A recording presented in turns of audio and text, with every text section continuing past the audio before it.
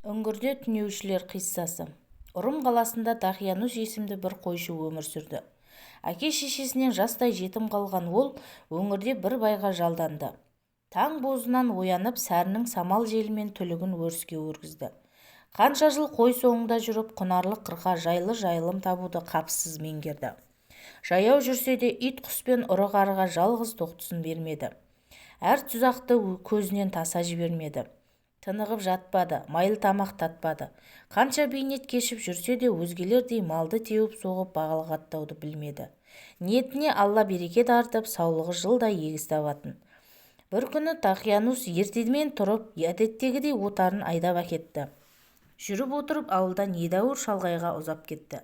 Лезде күн батып ымыры үйірілді. Кейін қайтса адасып кететінін ойлаған ол, сол жерде жатқан құрақ қамыс пен қу бұталарды жинап күрке жасады. Қойын иіріп күркенің маңына топтады. Сөйтіп күркенің ішіне кіріп жатқан кезде дабырлап шулаған аттылардың даусын естіді. Қараса күркесінде алтын зерлі бау таққан ақшыл құс қонып тұрды. Көзді ашып жұмғанша бірнеше аттылы кісі жетіп келді.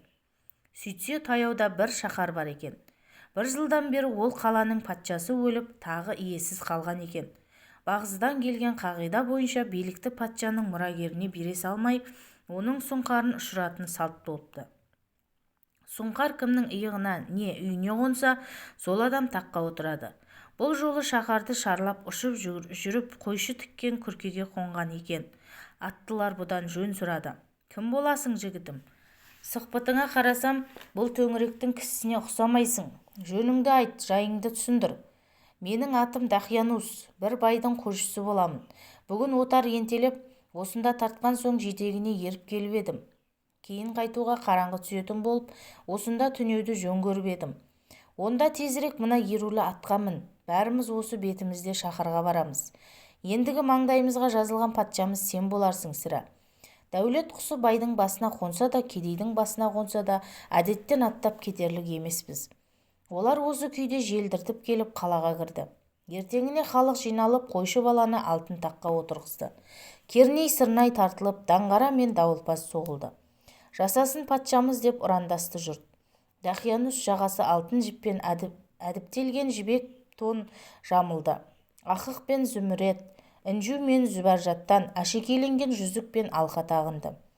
Асыл матадан киім киіп алтын бұйымға малынған соң кәнігі патшаның өзі болды да шықты. Бұрын байдың отымен кіріп күлмен шығып әбден бейнетке төзгені көп пайда берді.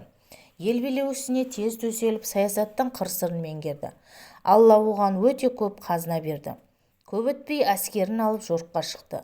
Маңайдағы қыстақ қоныстарды бірінен кейін бірін бағындырды. Көп өтпей Ұрым шаһарына әскер жүргізіп, оны да басып алды. Бұрынғы патшаның 6 ұлы бар екен. 6-ы да парасатты, дүниенің ғылымын тегіс оқып тоққан ұландар еді. Әрі көңілдерін бір хаққа берген, иман қуаты жүзіне нұр бітірген жандар тұғын. Дахиянус оларды зынданға салып жазалауға қимай, өзіне дос тұтты. Ұрымды алған соң қара құрлықтың ғана емес, қос теңіздің де қожасы өзі болды. Бірақ бұрынғы қалпынан айнып, мал мақтанның құлына айналды. Өзін құдай санай бастады. Көп өтпей ел ішінде дұшпан келе жатыр деген хабар жайылды. Дахиянус, мен құдаймын, маған қарсы келуге кімнің дәті шыдайды? Бәрін түгел жайпап, қырып жойып, тегіс тұтқын етіңдер. Ертең таң азаннан әскер бастап шығып, жау қосының шебіне жетіңдер деп ағайындыларға бұйрық берді. 6-ы Дахиянустың менмен пиғылынан тіксініп іш жиып қалды. Былай шыға бере үлкені: «Ей бауырлар, Дахиянусты тақтың шалығы соғыпты. Бұл да өзін құдайға балайтын дертке шалдығыпты. Енді не істейміз?» деді. «Не істейтіні бар? Бұл да ібіліс малғұнның құлына айналыпты. Айтқан сөзі түп-түгел жалған. Ең абзал бәріміз бұл жерден кетейік. Бір оңаша жерге барып, Тәңірге тағат ғибадат етейік». Осы байламға тоқтап, бәрі де тасаланып жолға шықты. Сәнді киімін тастап, қайыршының алба-жұлба шекпенін киіп алды. Жолда бір шопан жолығып жөн сұрады. Мән-жайға қаныққасын ол да қойын тастап, таяғын алып бұларға ерді. Қойшының қытымыр атты қызыл төбетті де ілесті. Бәрі оған: «Мына иттің көзін құрт, біз жаудан жасырынып бара жатырмыз. бір жерге тығылған кезде бұл ит үріп әшкере қылады. Бәріміз пенде болып қолға түсеміз деді. Қойшы итті қуып еді, кетпеді, ұрып еді, үркпеді. Болмаған соң аямай таяқтап омыртқасын күйретті. Сонда да қалмай ақсаңдап, ирелеңдеп жүріп отырды. Ашуға мінген иесі таспен қос аяғын сындырды. Сол кезде итке тіл бітіп: «Әй, ием, саған жамандық жасаған жерім жоқ еді. Күн-түн көз ілмей қойыңды күзеттім. Отаныңды қордым, қарақшының жолын тордым. Бөрімен талай айқасып, тышқа құлақ бермедім. Кейде сүйек саяғыңды қимай қойсаң да, тышқа аулап күнелтіп жүрдім. Сені жанымдай жақсы көретін едім. Осынша қылған жақсылығыма қайтарған қарымтаң осы ма? Сендер іздеп бара жатқан Құдайға баруға лайық емеспін бе әлде? Неге маған осынша азар бердің?» деді. Қойшы қылған ісіне қатты ұялды. Серіктері де ұяттан жерге кіріп кете жаздады. Бәрі кезектесіп итті мойындарына салып көтеріп жүрді. Кешқұрым көз байланған кезде бір бұлаққа келіп жетті. Сөйтсе бұл суы шипалы дәру бұлақ екен. Төбетті суға салып жуындырып еді, құлан таза айығып шыға келді. Ертесінде бір үңгірге келіп кірді. Олар үңгірде тағатқа берілді. Бірнеше күн өткен соң бәрі шаршап терең ұйқыға кетті. Оянса қарындары ашқан екен. Іштеріндегі үлкені Жамылықты барып тамақ алып кел деп базарға жіберді. Жамылық базарға барып Наубайшыдан нан алды.